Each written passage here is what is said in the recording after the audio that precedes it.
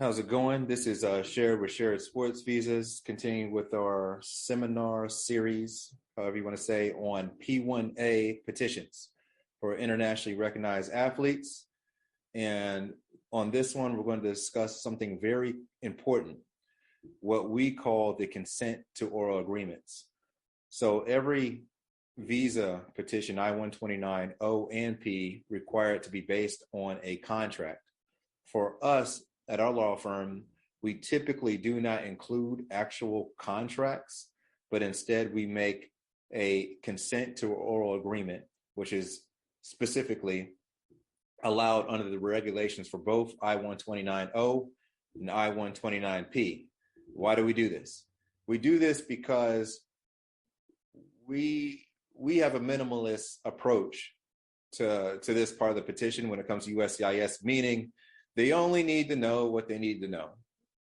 And when you introduce information that's more than that, a lot of times they'll use that as an opportunity to give you a request for evidence about things they don't understand.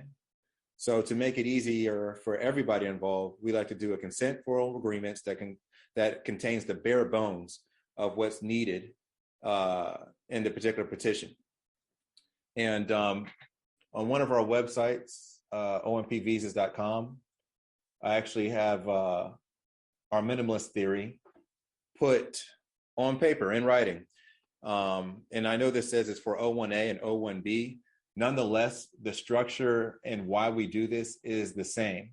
And we go to various reasons, right?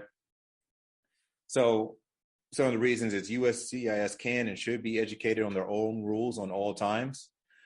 This because they're always moving the ball. So if you make the ball, like the court, very narrow, it just makes it more difficult to do that, and it takes more of the subjective arguments out of the situation, right? And so the way that we adjust our oral consents depends on the petition structure of the visa. Again, to go over petition structures, there's direct employer, U.S. agent for multiple employers. We hate that. We don't like to use that. U.S. agent petitioner acting as the employer. We like that a lot. U.S. petitioner for foreign employer. We like that best. All right. And when you go to this link, it gives you various kind of examples of us using all of them. But whenever you're doing the oral consent, there's a couple of things you always need. You need the title of the athlete, the name of the petitioner on there. All the petitioners should have signed on there. Services to be performed, duration, compensation, and fringe benefits and working conditions. Okay. So let's talk about how this comes up in the petition. So the first thing that this comes up on is in the structure of the petition and assertions. So here on one of our templates for P1A, you can see, here's the URL that you can use, and it's right there. It's never going anywhere. And let me do that. All right, so this is where it gives the reason of why we do it like this. Has the petitioner structures listed. And again, this is good for P1 visas as well. And it gives examples. And then what I'm going to get into now is some of our templates to show you how it comes up.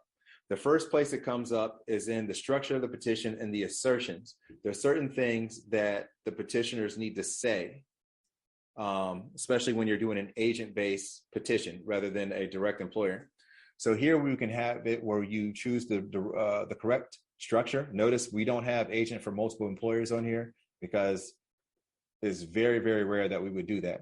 So you have petitioner serving as U.S. agent, functioning as employer, serving as U.S. agent for the beneficiary's foreign employer, and direct employer. And these are the assertion that goes in there. 1, you assert that the contents of the petition are true to the best of their knowledge. 2, you agree to accept service of process on behalf of the beneficiary and their foreign employer if that's applicable. And what that means, it doesn't mean that you take on the liability if the athlete goes and does something, like, hit somebody with their car. What it means is that the lawsuit can come to the address listed on the petition, service of process. You have the address where they can send a lawsuit, but that doesn't mean that you have the liability for what the athlete does with that. Next is the petitioner and the foreign employer agreed to secure reasonable travel for the beneficiary in the event their visa is terminated early. All right, so at the end of the day, the government is not going to hold the bag for shipping somebody out of here if you terminate your P1 visa early. In your actual contract with them, you can make it be whoever you want is primarily responsible. But as far as immigration purposes, if all else fails, the petitioner is on the hook for securing that reasonable travel back to the home country. And then we like to put this other clause, and it comes in very, very important, because not everything the athlete's going to do is listed in their itinerary. They might do something else. So the petitioner will also add additional engagements to the beneficiary's itinerary for competitions, sponsors, promotional agreements, media activities, whatever. So that comes in with things change and they start fighting over here or do something over there.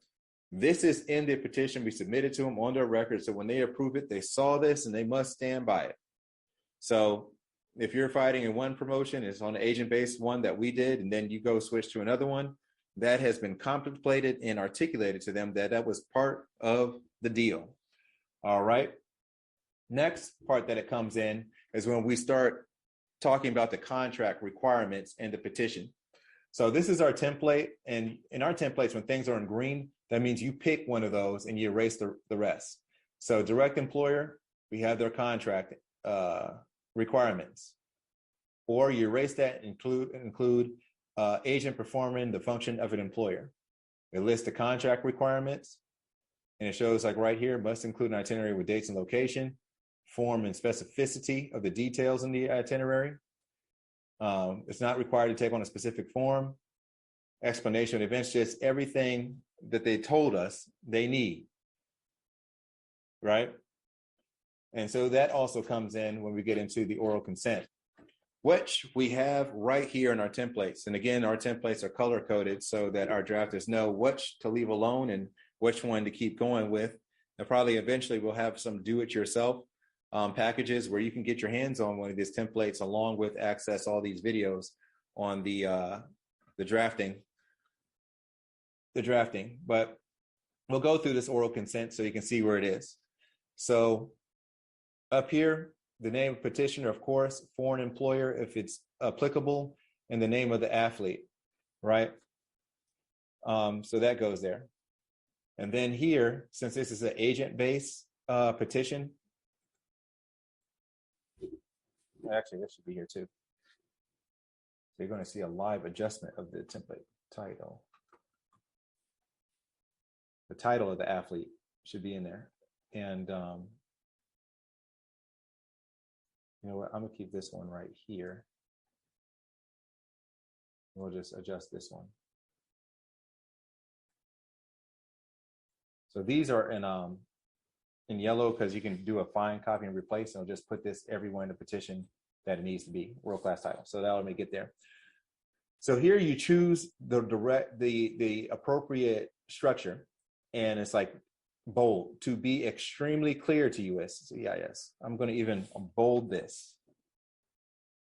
And then like here we explain what's going on. This is a sports management office. It's not a competition facility, because these people will get on Google, look up the address of where it is and say, this doesn't look like there's a ring set up here. Even though you told them it's somebody's office. Awful. And then we say that this is a prestigious place. Real and actual competitions that exist have been presented. Then, to be clear, the athlete is not competing in the office. The athlete is competing in competitions arranged out of the office and by the office in internationally recognized events. Title, world-class title. Now look, duration. This is something that we do. We don't say they're going to be starting on this date and ending on this date, because we want them to get the full length of the approval. So we'll say that the contract is valid for 36 months and it starts on the approval of the P1A visa and extends for 3 years. Now, I know that you have to go and put a date down on Form I-29. I'm going to show you right now how we address that.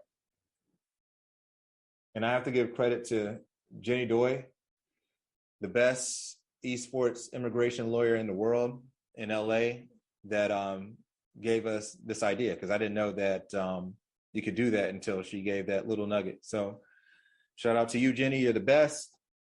Everybody knows. So it's here, right here.